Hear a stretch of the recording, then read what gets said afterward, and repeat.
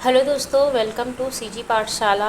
मैं पंचायती राज की सीरीज़ में मैं आपको हरिराम पटेल के बुक से पूरा कंप्लीट करा रही थी चैप्टर वाइज। तो उसके तहत हम लोग आज चैप्टर 7 में आए हूँ, पंचायतों के आरक्षण का प्रावधान। ठीक है। मैंने चैप्टर 4 नहीं पढ़ाया है आपको, वो इसलिए क्योंकि उसमें पूरे धारा दिए गए हैं और मैं बीच बीच में धाराएं का बहुत सारा चीज़ रिकॉल कराते रहूँगी। तो जब हमारा ये बुक कंप्लीट होगा तो उसके लास्ट में आपके पास बहुत सारे धाराएं आपको ऑलरेडी याद रहेंगी। ठीक है। तो जब हम लोग चैप्टर 4 को रिवाइज़ करेंगे तो वो आपके लिए काफ़ी फ़ायदेमंद होगा, और अगर मैं अभी पढ़ा दूँगी तो ऐसा होगा कि वो आपके थोड़े ऊपर से जा सकता है, क्योंकि बार बार रिवीजन नहीं हुआ। अगर कोई इंसान एक बार उसको पढ़ेगा तो उसको दिक्कत होगा, तो लास्ट में पढ़ेंगे तो काफ़ी सही रहेगा हमारे लिए। ठीक है। और आप ना कॉपी पेन लेके बैठिएगा, क्योंकि मैं इसमें कुछ कुछ एक्स्ट्रा बात बताने वाली हूँ, तो उसको आप नोट करके रखिएगा, तो ये आपके लिए काफ़ी सही होगा। ठीक है। तो चलिए स्टार्ट करते हैं। देखो, पंचायतों में आरक्षण का जो प्रावधान है ना, वो 73वें संविधान संशोधन 1992 के तहत केवल अनुसूचित जाति एसटी और अनुसूचित जनजाति एससी को ही, मतलब जाति और जनजाति को ही आरक्षण दिया गया है। चूँकि पंचायती राज व्यवस्था राज्य सूची का विषय है, अतः इस पर राज्य सरकार चाहे तो आरक्षण में संशोधन कर सकती है। राज्य सूची का विषय है तो राज्य ना आरक्षण में संशोधन कर सकती है, जो कि राज्य ने किया भी है, क्योंकि छत्तीसगढ़ ने अभी आरक्षण में संशोधन किया है। ठीक है। अतः छत्तीसगढ़ सरकार द्वारा राज्य में अन्य पिछड़ा वर्ग ओबीसी के लिए भी आरक्षण का प्रावधान किया गया है। ठीक है। छत्तीसगढ़ पंचायती राज में ओबीसी के भी आरक्षण का प्रावधान है। इसको ऐसा बोला जा सकता है कि ओबीसी का आरक्षण है भी और ओबीसी का आरक्षण नहीं भी है। तो हम लोग देखेंगे कि कैसे है और कैसे नहीं है ना। जब अगर यहाँ पे बहुत सारा दिया हुआ है, अभी उसको बताना सही नहीं रहेगा। तो देखो, प्रावधान ना जो आरक्षण का जो है ना, वो अनुच्छेद आर्टिकल 243D में दिया है आरक्षण। ठीक है। ये हम लोग पहले पढ़ चुके हैं, 243D में आरक्षण दिया हुआ है।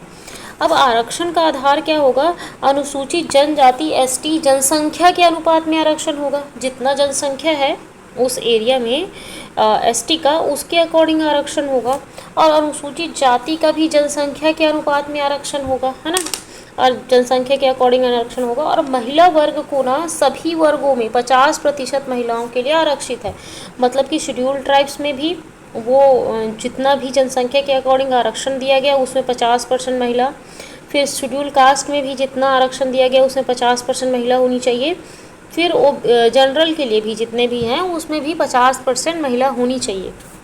और ओबीसी का भी आरक्षण है, लेकिन वो कंडीशन के साथ में है, तो उसमें भी जितने भी लोग हैं उसमें 50% महिलाएं होनी चाहिए। अन्य पिछड़ा वर्ग देखते हैं ओबीसी। पंच पद हेतु न किसी ग्राम पंचायत में एसटी और एससी दोनों के लिए 50% से कम स्थान आरक्षित किए गए हैं, तो अगर 50% से कम स्थान आरक्षित किए गए हैं तो वहाँ यथा संभवतः कुल स्थानों की संख्या अधिकतम 50% के अधीन रहते हुए शेष स्थान जनसंख्या के अनुपात में ओबीसी वर्ग के लिए आरक्षित की जाएगी। इसका मतलब ये बोलना चाह रहा है, मैंने बोला था अभी कि ओबीसी का आरक्षण दिया भी गया है, नहीं दिया गया है। जहाँ पे अगर जनसंख्या मतलब एससी एसटी को मिला के अगर 50% से ऊपर का आरक्षण हो चुका है, ठीक है, ऊपर से या फिर 50% का आरक्षण हो गया है, तो वहाँ पे ओबीसी को आरक्षण नहीं दिया जाएगा। लेकिन जहाँ पे आरक्षण, जैसे सपोज़ वहाँ का पॉपुलेशन जितना भी हो, उसमें अगर जैसे 100 सीट है ना, तो उसमें से सपोज़ 20 सीट एसटी को मिला और 20 सीट शेड्यूल कास्ट को या शेड्यूल ट्राइब्स को, मतलब 20 एसटी को मिला, 20 एससी को मिला। अब 40 सीट हो गए, लेकिन हमारा आरक्षण 50% तक होना चाहिए, तो वहाँ पे 10 लोगों का आरक्षण कर दिया जाएगा ओबीसी का। ठीक है। 10 अगर ओबीसी हैं, ओबीसी का भी पॉपुलेशन के अकॉर्डिंग ही होगा। सपोज़ ओबीसी यहाँ पे 100 में से अगर 5 ही ओबीसी है, मतलब जितने हैं ओबीसी का आरक्षण जितना भी दिया जाएगा, तो उसमें अगर कम है तो कम आरक्षण दिया जाएगा, मतलब 5 का आरक्षण भी दिया जा सकता है। लेकिन अगर ओबीसी की जनसंख्या अगर अच्छी खासी है, तो यहाँ पे 50% करने के लिए 10 सीट का आरक्षण पूरा किसके लिए किया जाएगा? ओबीसी वर्ग के लिए कर दिया जाएगा। तो 50% आरक्षण की जो है सीमा वो फुलफिल हो जाएगी। तो समझ आया आपको किस तरीके से आरक्षण होगा। और उसके बाद में ओबीसी के लिए आरक्षित की जाएगी। ऐसे स्थान उस ग्राम पंचायत के विभिन्न वार्डों को विहित रीति के चक्रानुक्रम में कलेक्टर द्वारा आवंटित किए जाएंगे। मतलब कलेक्टर का यहाँ पे महत्वपूर्ण भूमिका होता है और आरक्षण का पूरा जो वो है ना, वो कलेक्टर के द्वारा किया जाता है। अब यहाँ पे विहित रीति में चक्रानुक्रम बोला है। चक्रानुक्रम का मतलब क्या होता है? चक्रानुक्रम मतलब कि सपोज आरक्षण करना है ना, तो पहली बार में इलेक्शन सपोज उस एरिया में एक बार एक ही पर्सन चूज़ किया जाएगा, एससी का होगा, एसटी का होगा, ओबीसी का होगा, जो भी होगा। तो अब नाम को क्या करेंगे, एक वाले बैलेट पेपर में डाल देंगे। अब उसके बाद पहली बार जैसे नाम निकाले तो सपोज शेड्यूल्ड ट्राइब्स आया, तो अब पहली बार में शेड्यूल्ड ट्राइब्स का नाम आया तो उस शेड्यूल्ड ट्राइब्स के लिए वो स्थान आरक्षित हो जाएगा। अब नेक्स्ट बार शेड्यूल्ड ट्राइब्स को निकाल देंगे। अब नेक्स्ट बार अगर निकाले तो सपोज ओबीसी का आ गया, तो ओबीसी वर्ग से जो पर्सन रहेगा वो चुनाव लड़ेगा। उसके बाद में अगर जनरल आ गया तो वो जनरल, अब नेक्स्ट तीसरे बार में जनरल आ गया तो तीसरे बार में जनरल पोस्ट जो रहेगा, पर्सन जो रहेगा वो चुनाव में खड़ा होगा। और चौथे बार में शेड्यूल कास्ट आ गया तो शेड्यूल कास्ट के लिए वो स्थान आरक्षित हो जाएगा। मतलब शेड्यूल कास्ट से वहाँ पे स्थान चुना जाएगा। मतलब कि वो हर साल बदलते रहता है और वो चक्रानुक्रम में चलता है। पहले का अगर डिसाइड करना है कि पहले किसका आरक्षण होगा तो उसको निकाला जाएगा, पर्ची निकाली जाएगी और उसके बाद में उसके अकॉर्डिंग आरक्षण दिया जाएगा और कलेक्टर ही उसको वो करेगा ना, मतलब चक्रानुक्रम में आवंटित करेंगे। किंतु किसी ग्राम पंचायत में एसटी और एससी दोनों के लिए 50% या उससे अधिक स्थान आरक्षित है। ठीक है, 50% या इस देखो, ऐसा नहीं है छत्तीसगढ़ के पंचायती राज में कि 50% से आरक्षण का ऊपर का प्रावधान नहीं किया गया है। प्रावधान किया गया है, लेकिन एसटी और एससी के लिए 50% से ऊपर का प्रावधान किया गया है। लेकिन ओबीसी वर्ग है उसको 50% से ऊपर का आरक्षण, मतलब 50% सीमा से ऊपर का आरक्षण ओबीसी वर्ग को नहीं मिलेगा, लेकिन एससी एसटी को मिल जाएगा। अगर वहाँ का पॉपुलेशन ज़्यादा है तो 50% से ऊपर का आरक्षण मिल जाएगा, है ना। लेकिन अगर ओबीसी वर्ग है ना, ओबीसी वर्ग है और चाहे वो जितना है उसका पॉपुलेशन, है ना, लेकिन उसको टोटल ओवरऑल मिला के 50% से ऊपर का आरक्षण नहीं मिलेगा। तो ये इसमें डिफरेंस है, तो इस चीज़ को एकदम ध्यान रखने की ज़रूरत है ना। तो किंतु किसी ग्राम पंचायत में एसटी और एससी दोनों के लिए 50% या उससे अधिक स्थान आरक्षित है, पहले से आरक्षित है, तो वहाँ अन्य पिछड़ा वर्ग के लिए कोई आरक्षण आरक्षित नहीं होगा। देखा, जो मैंने बताया था वही बोला है। अगर 50% से ऊपर रहते हैं तो वहाँ ओबीसी के लिए कोई पोस्ट नहीं होगा। सरपंच पद के लिए अब क्या होगा, किसी जनपद खंड में एसटी और एससी दोनों की सम्मिलित जनसंख्या 50% से कम है ना, 50% से कम है, तो उस जनपद खंड के भीतर ग्राम पंचायतों में सरपंच के कुल पदों में 50% की अधिकतम सीमा के अधीन रहते हुए, मतलब 50% की सीमा क्योंकि आरक्षण होना चाहिए, तो उसके अधीन रहते हुए वहाँ पे आरक्षण का प्रावधान कर दिया जाएगा। शेष स्थान जनसंख्या के अनुपात में ओबीसी वर्ग के लिए आरक्षित की जाएगी, 50 से ऊपर नहीं होना चाहिए। किंतु जनपद खंड में एसटी और एससी दोनों के लिए 50% या उससे अधिक जनसंख्या हो, ठीक है, अधिक जनसंख्या हो तो वहाँ पे तो आरक्षण 50 से ऊपर जा सकता है, लेकिन एससी एसटी के लिए, ओबीसी के लिए नहीं। तो वहाँ अन्य पिछड़ा वर्ग के लिए कोई स्थान आरक्षित नहीं होगा। मतलब 50% या 50% जहाँ ज़्यादा आरक्षण है वहाँ पे ओबीसी के लिए कोई स्थान आरक्षित नहीं होगा। उसके बाद में तीसरा है जनपद पंचायत सदस्य हेतु। किसी जनपद पंचायत में एसटी और एससी दोनों के लिए, अब ये हमने उस पद के लिए देख दिया ग्राम पंचायत सरपंच पद के लिए, अब जनपद पंचायत के सदस्य पद हेतु देखें तो मतलब जो आरक्षण जो है वो जिसका इलेक्शन होगा उसी के लिए अभी बात किया जा रहा है यहाँ पे। तो इलेक्शन किसका होता है, सरपंच का होता है ना।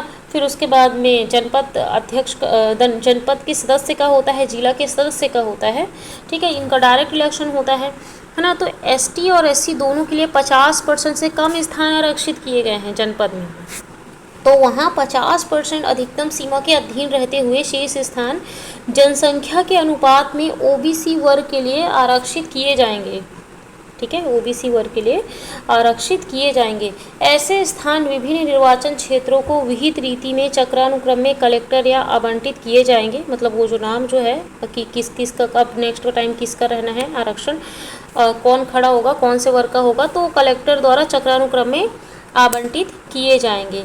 किंतु किसी जनपद खंड में पंचायत में एसटी और एससी दोनों के लिए 50% या 50 से अधिक स्थान आरक्षित है तो वहाँ अन्य पिछड़ा वर्ग के लिए कोई स्थान आरक्षित नहीं होगा। यहाँ पे सरपंच की तरह यहाँ पे जनपद में भी है, सेम बात है।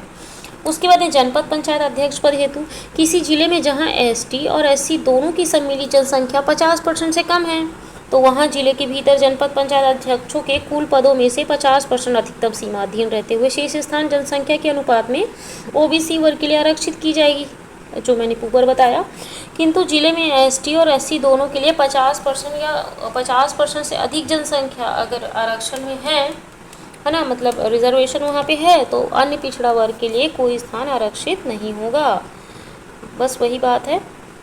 अब उसके बाद जिला पंचायत सदस्य हेतु किसी जिला पंचायत में जहां एसटी और एससी दोनों के लिए 50% से कम स्थान आरक्षित किए गए हैं तो वहां सदस्य के रूप में कुल स्थानों की संख्या 50% अधिकतम सीमा के अधीन रहते हुए शेष स्थान जनसंख्या के अनुपात में ओबीसी वर्ग के लिए आरक्षित की जाएगी अगर 50% से कम है तो, है ना। जिला में भी वही सेम कंडीशन है। किंतु किसी जिला पंचायत में एसटी और एससी दोनों के लिए 50% या 50 से अधिक स्थान आरक्षित है तो वहाँ अन्य पिछड़ा वर्ग के लिए कोई स्थान आरक्षित नहीं होगा। ठीक है। अब उसका अध्यक्ष पद के लिए भी वहाँ पे भी रिजर्वेशन हो रहा है। ठीक है, जहाँ पे सदस्य के लिए तो हो ही रहा है और अध्यक्ष के लिए भी हो रहा है। अध्यक्ष का चुनाव बल्कि इनडायरेक्ट होता है, लेकिन वहाँ पे भी आरक्षण है। यदि राज्य में जिला पंचायतों के अध्यक्षों के पदों में एसटी और ओबीसी के लिए 50% से कम स्थान आरक्षित किए गए हों तो वहां राज्य के भीतर जिला पंचायत अध्यक्षों के कुल स्थानों की संख्या के 50% के अधिकतम सीमा के अधीन रहते हुए शेष स्थान जनसंख्या के अनुपात में ओबीसी वर्ग के लिए आरक्षित किए जाएंगे। किंतु राज्य में एससी एसटी दोनों के लिए 50 या 50 से अधिक आरक्षित हो तो वहाँ अन्य पिछड़ा वर्ग के लिए कोई स्थान आरक्षित नहीं होगा। ठीक है। उसके बाद में हम लोग आगे बढ़ते हैं वार्ड एवं निर्वाचन क्षेत्रों का आरक्षण। तो आरक्षण प्राधिकारी, ठीक है, आरक्षण जो देता है वो प्राधिकारी कौन होता है, तो कलेक्टर होता है ग्राम पंचायत में वार्ड एवं जनपद के लिए, या जिला पंचायत निर्वाचन क्षेत्रों के आरक्षण के लिए विहित अधिकारी होता है ना। तो ये आरक्षण प्राधिकारी होता है, कौन होता है, कलेक्टर। ग्राम पंचायत और वार्ड एवं जनपद के लिए जो होता है ग्राम पंचायत में और जनपद के लिए कलेक्टर होता है। और जिला पंचायत निर्वाचन क्षेत्र के आरक्षण के लिए ना विहित अधिकारी वहाँ पे जो है वही होगा। ठीक है। आरक्षण की प्रक्रिया क्या होगी, वार्ड या निर्वाचन क्षेत्रों का आरक्षण लॉट पद्धति से चक्रानुक्रम में किया जाएगा। जैसे मैंने बताया था कि इसमें नाम डाल दिए एससी, एसटी, ओबीसी, जनरल। अब एक को निकालेंगे, अब बोलेंगे हाँ भाई यहाँ पे इस बार एससी का रिजर्वेशन है, फिर एससी को हटा दिए, उसके अंदर फिर दोबारा निकालेंगे तो बोलेंगे कि अब तो जनरल का आ गया पोस्ट, तो जनरल का आ गया तो उस ईयर में उस 5 साल के लिए जनरल वाले लोग सब खड़े होंगे और वहाँ पे इलेक्शन कराया जाएगा, उन्हीं में से चुना जाएगा। फिर उसके बाद नेक्स्ट 5 साल में अब जो भी बचा, अब जनरल को और एससी को हटा दिए, अब नेक्स्ट 5 साल में जो बचा, क्या बचा, ओबीसी बचा और एसटी बचा। तो सपोज एसटी आ गया तो अब वो उस साल में मतलब उस चुनाव में एसटी के लिए वो पोस्ट आरक्षित कर दिया गया। इसी तरीके से ये चलता रहेगा चक्रानुक्रम में। ठीक है। उसके बाद में ना ये हो गया, और इसका निर्धारण कलेक्टर द्वारा किया जाता है, ये मैंने बता दिया। आरक्षण प्रत्यादिष्ट, यदि किसी वार्ड या निर्वाचन क्षेत्र में आरक्षित वर्ग की जनसंख्या नहीं है तो उस स्तर पर आरक्षण मुक्त रखा जाएगा। ठीक है। आरक्षित वर्ग की जनसंख्या अगर है ही नहीं, एससी एसटी ओबीसी नहीं है, तो वहाँ पे आरक्षण मुक्त रखा जाएगा, मतलब वहाँ पे आरक्षण होगा ही नहीं। ठीक है, मुक्त रखा जाएगा। ओके। अब देखो यहाँ पे ना निर्धारण कौन करता है ये आरक्षण का, तो जिला पंचायत में निर्धारण कलेक्टर, पूरे सब जगह निर्धारण कलेक्टर करता है। जनपद पंचायत में भी निर्धारण कलेक्टर करता है, ग्राम पंचायत में भी निर्धारण पंच के चुनाव होता है तो उसमें भी निर्धारण कौन करता है, कलेक्टर करता है। तो कलेक्टर ही पूरा आरक्षण का निर्धारण करता है, वही लॉट वॉट पद्धति से निकालता है और वही करता है। ठीक है।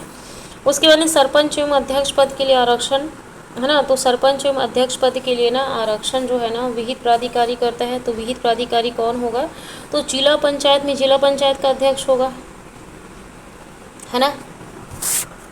इसके लिए आरक्षण होता है ना। जिला पंचायत में जिला पंचायत के अध्यक्ष का, जनपद पंचायत में जनपद पंचायत अध्यक्ष का और ग्राम पंचायत में सरपंच का। ठीक है। और यहाँ पे अधिकारी कौन होंगे, तो यहाँ पे जिला पंचायत में अधिकारी संचालक पंचायत होंगे, जनपद पंचायत के मामले में कलेक्टर या अतिरिक्त कलेक्टर होंगे, ठीक है। और उसके बाद में ग्राम पंचायत के मामले में कलेक्टर होंगे। कौन होंगे? ग्राम पंचायत के मामले में कलेक्टर होंगे। सरपंच अध्यक्ष पद के लिए आरक्षण के लिए ये विहित प्राधिकारी हैं। और जनपद पंचायत के मामले में कलेक्टर या अतिरिक्त कलेक्टर होंगे, और जिला पंचायत के मामले में संचालक पंचायत आ जाते हैं, इसमें चेंज हो जाते हैं, ठीक है। आगे बढ़ते हैं। अब देखो आरक्षण की प्रक्रिया है ना, विहित प्राधिकारी द्वारा लाट निकालकर चक्रानुक्रम में एक कार्यकाल हेतु यहाँ पे आरक्षण की प्रक्रिया की जाती है। लाट निकालकर चक्रानुक्रम में, ये मैंने बता चुका है। आरक्षण मुक्त कब होगा?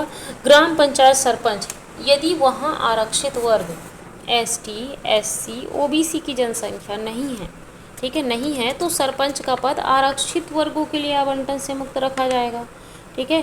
SC, ST, OBC की जनसंख्या नहीं है तो वहाँ पे जनरल के लिए होगा, आरक्षित वर्गों के लिए आवंटन से मुक्त रखा जाएगा, मतलब कि वहाँ पे कोई आरक्षण ही नहीं होगा, कोई भी खड़ा हो सकता है। फिर उसके बाद जनपद पंचायत अध्यक्ष, ऐसा जनपद पंचायत जहाँ ST, SC के लिए स्थानों का आरक्षण नहीं है, वहाँ आरक्षित वर्ग के लिए अध्यक्ष का पद आवंटन मुक्त रखा जाएगा, ठीक है। जनपद पंचायत में देखो यहाँ पे बोला था कि ST, ST, OBC है ना, SC, ST, OBC की जनसंख्या नहीं है तो ग्राम पंचायत में आरक्षण मुक्त रखा जाएगा, लेकिन जनपद पंचायत में ST, SC के लिए नहीं है ना, तो अगर कोई है ही नहीं, है ना, कोई वहाँ पे पॉपुलेशन नहीं है, स्थानों का आरक्षण नहीं है, वहाँ आरक्षित वर्ग के लिए अध्यक्ष का पद आवंटन मुक्त रखा जाएगा, अध्यक्ष का पद आवंटन मुक्त रखा जाएगा। और जिला पंचायत में भी ऐसा ही है, यहाँ पे थोड़ा ध्यान देने की जरूरत है। ऐसी जिला पंचायत जहाँ ST, SC के लिए स्थानों का आरक्षण नहीं है, वहाँ आरक्षित वर्ग के लिए अध्यक्ष का पद आवंटन मुक्त रखा जाएगा, ठीक है, अध्यक्ष का पद आवंटन मुक्त रखा जाएगा। तो यहाँ पे ST, SC है, जनपद में भी, जिला में भी, और ग्राम पंचायत में SC, ST, OBC है।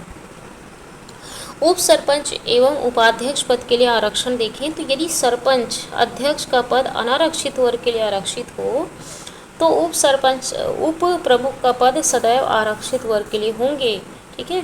सरपंच या अध्यक्ष का पद अनारक्षित वर्ग के लिए हो, मतलब कि यहाँ पे जनरल वाले हैं सरपंच और अध्यक्ष में, है ना, सरपंच ही अध्यक्ष होता है, तो उसके लिए अनारक्षित वर्ग के लिए है तो उप प्रमुख का पद सदैव आरक्षित वर्ग के लिए होंगे, ठीक है। तो उप प्रमुख कौन होगा? यहाँ पे सरपंच, उप सरपंच हो जाएगा, है ना, और अध्यक्ष में यहाँ पे क्या हो जाएगा? उपाध्यक्ष हो जाएगा। तो वहाँ पे सदैव आरक्षित होगा, मतलब कि यहाँ पे वाइस वर्सा चलेगा, जैसे कि अगर उपाध्यक्ष अगर अनारक्षित वर्ग का है तो अध्यक्ष क्या होगा? आरक्षित वर्ग का हो जाएगा, है ना, और अगर अध्यक्ष अनारक्षित वर्ग का है तो उपाध्यक्ष आरक्षित वर्ग का हो जाएगा, इस तरीके से। अब हम लोग आगे बढ़ते हैं। पंचायती राज व्यवस्था में महिलाओं को 50% आरक्षण देने वाला राज्य, तो हम ये देखेंगे कि कौन सा राज्य है जो 50% आरक्षण नहीं देता है। उसको अगर हम लोग याद कर लेंगे तो वो छोटा है, तो हमको ज़्यादा दिक्कत नहीं होगा। आरक्षण 50% बहुत सारे स्टेट दे के रखे हुए हैं, लेकिन हमको ये देखना है कि किसने नहीं दिया है, ठीक है। तो 50% आरक्षण कहाँ पे लागू नहीं है महिलाओं के लिए? तो उत्तर प्रदेश में लागू नहीं है। सबसे बड़ा पॉपुलेशन वाला एरिया उत्तर प्रदेश, जिला एरिया, ठीक है, वो उत्तर प्रदेश, वहाँ पे महिलाओं के लिए 50% आरक्षण लागू नहीं है। फिर उसके बाद में अरुणाचल प्रदेश में भी लागू नहीं है, अरुणाचल प्रदेश में, फिर गोवा में भी लागू नहीं है, और मणिपुर में भी लागू नहीं है, ठीक है। तो कहाँ कहाँ पे लागू नहीं है? मणिपुर में लागू नहीं है, उत्तर प्रदेश में लागू नहीं है, गोवा में लागू नहीं है, और अरुणाचल प्रदेश में महिलाओं के लिए 50% आरक्षण का प्रावधान लागू नहीं है, ठीक है। तो अरुणाचल प्रदेश, गोवा, मणिपुर, उत्तर प्रदेश। और केंद्र शासित प्रदेश में कौन कौन लागू नहीं है? अंडमान निकोबार द्वीप समूह में लागू नहीं है। जम्मू कश्मीर, ये मुस्लिम एरिया है, तो देखो यहाँ पे दोनों जगह लागू नहीं है, जम्मू कश्मीर, लद्दाख, ठीक है। कोई ऑफेंड नहीं होगा कि ऐसा कैसे बोला जा रहा है करके, लेकिन याद करने के लिए हम लोग ऐसा कर सकते हैं। और वैसे भी अभी भी ये यूनियन टेरिटरी बना हुआ है ना, तो वहाँ पे लागू नहीं है। लक्षद्वीप में भी लागू नहीं है, और पुदुचेरी में भी लागू नहीं है, ठीक है। लक्षद्वीप में लागू नहीं है और पुदुचेरी में भी लागू नहीं है, ठीक है। उसके बाद में नागालैंड, मेघालय, मिजोरम और दिल्ली में पंचायती राज ही लागू नहीं है। कहाँ कहाँ पे? नागालैंड में भी लागू नहीं है। नीचे तरफ का एरिया देख जाओ, देखो थोड़ा सा, नागालैंड मतलब और फिर मिजोरम, ऐसे नीचे नीचे तरफ है ना, जिसका म्यांमार से बाउंड्री लगता है।